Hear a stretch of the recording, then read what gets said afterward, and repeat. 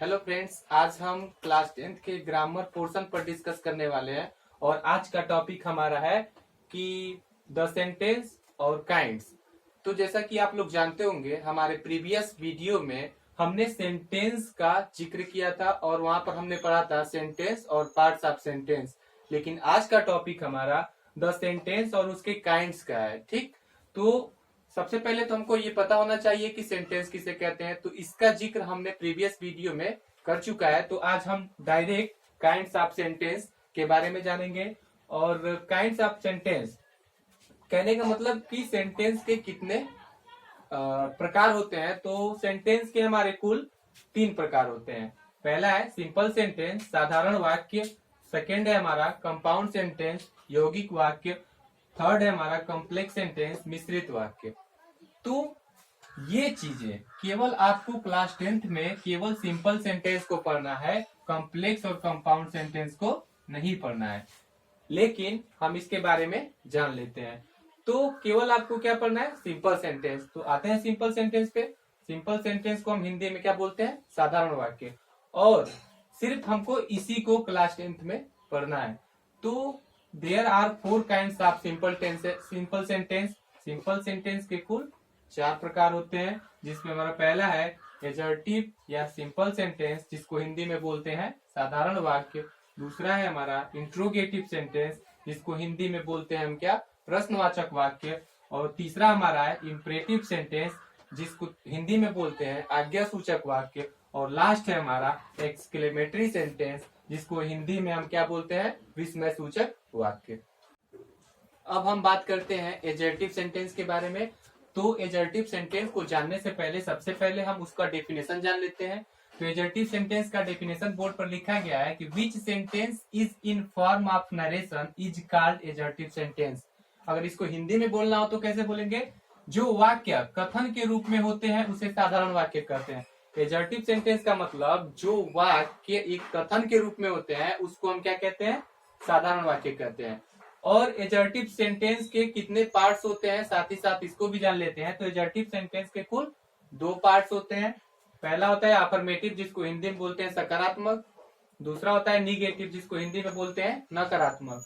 अब इसको किसको अफर्मेटिव और किसको निगेटिव बोलेंगे, उसको हम एक एग्जाम्पल के तौर पे जानने की कोशिश करेंगे। तो पहला एग्जाम्पल हमारा है सी गोज टू स्कूल, वह विद्यालय जाती है। दूसरा है she does not go to school, वह विद्यालय नहीं जाती है। पहले में था कि वह विद्यालय जाती है, दूसरा था सी वह विद्यालय नहीं जाती है। ये दोनों सेंटेंस न एक नरेशन के रूप में है, तो इसलिए इसको हम एजर्टिव सेंटेंस कहेंगे। लेकिन एजर्टिव में भी 2 पार्ट्स होते हैं, जैसा कि आपको बताया गया अफर्मेटिव निगेटिव। तो इसको भी छांटना होता है।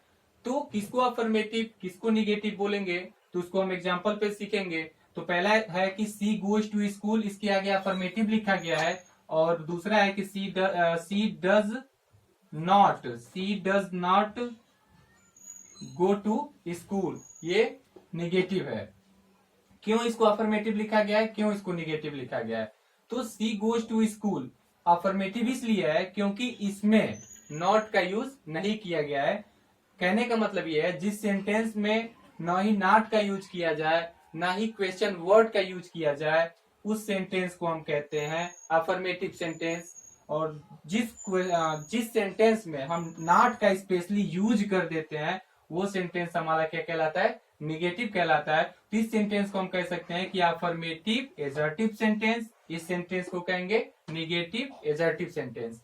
इसी तरह ये तो हो गया पहला हमारा एजर्टिव सेंटेंस, जिसको हमने जान लिया डेफिनेशन के रूप में, हिंदी के रूप में और इंग्लिश के रूप में भी, और एग्जाम्पल के रूप में भी समझ लिया। अब आते हैं दूसरे पे। दूसरा क्या था हमारा? Interrogative sentence. तो इंट्रोगेटिव सेंटेंस को भी हम जान लेते हैं। तो इंट्रोगेटिव सेंटेंस का यहाँ पे डेफिनेशन लिखा गया है, which sentence is use to ask question is called interrogative sentence.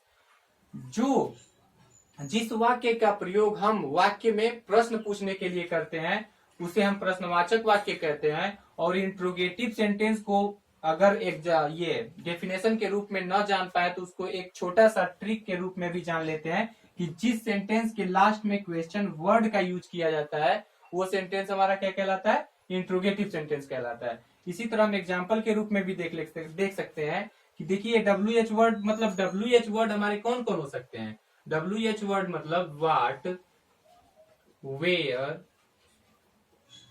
Who, why, how, etc।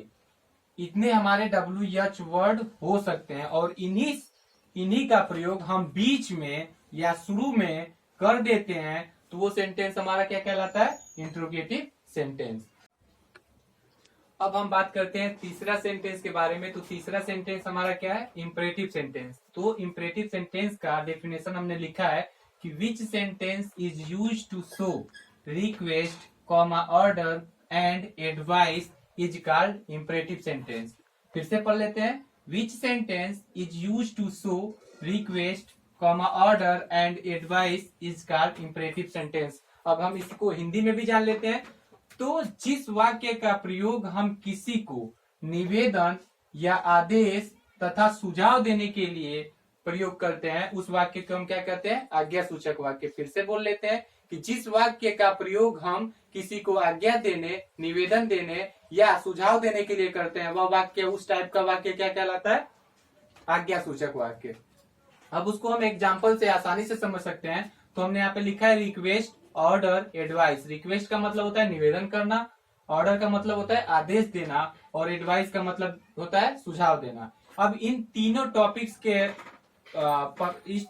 Topic को पढ़ने से हमको इंपरेटिव सेंटेंस आसानी से समझ आ सकता है। तो पहला एग्जांपल रिक्वेस्ट का लेते हैं। रिक्वेस्ट का मतलब होता है निवेदन करना। इसमें है कि please give me a pen, कृपया करके मुझे एक पेन दीजिए। इस सेंटेंस को अगर पढ़ने से आपको नहीं लग रहा है कि कृपया करके मुझे एक पेन दीजिए, तो हम इस सेंटेंस में किसी से निवेदन कर रहे हैं कि वो हमको पेन दे, तो यह सेंटेंस हमारा इंपरेटिव सेंटेंस कहलाएगा। दूसरे पे आते हैं, ऑर्डर। ऑर्डर मतलब होता है आदेश देना। शट अप, अगर कोई टीचर क्लास में घुसता है और लड़के बहुत शोर कर रहे होते हैं तो उसको बोल देता है शट अप, तो यही चीज आदेश कहलाता है और ये सेंटेंस हमारा क्या कहलाएगा, इंपरेटिव सेंटेंस। तीसरा है एडवाइस। किसी को हम एडवाइस देते हैं। सपोज कीजिए कि कोई आदमी रोड पे जा रहा है तो उसको हम क्या कह सकते हैं कि कृपया सावधानी से चलिए। तो वही चीज लिखा गया है, walk carefully on the road, कि रोड पर आप सावधानी से चलिए। तो इस सेंटेंस से हम किसी को एडवाइस दे रहे हैं, तो इस टाइप का सेंटेंस हमारा क्या कहलाएगा, इंपरेटिव सेंटेंस। एक बार फिर से हम समझ लेते हैं कि इंपरेटिव सेंटेंस उस सेंटेंस को कहते हैं जिसका प्रयोग हम किसी को निवेदन, ऑर्डर या एडवाइस देने के लिए करते हैं। उस टाइप का सेंटेंस हमारा आज्ञा सूचक वाक्य कहलाता है। अब लास्ट पे आते हैं, ये तो था हमारा थर्ड।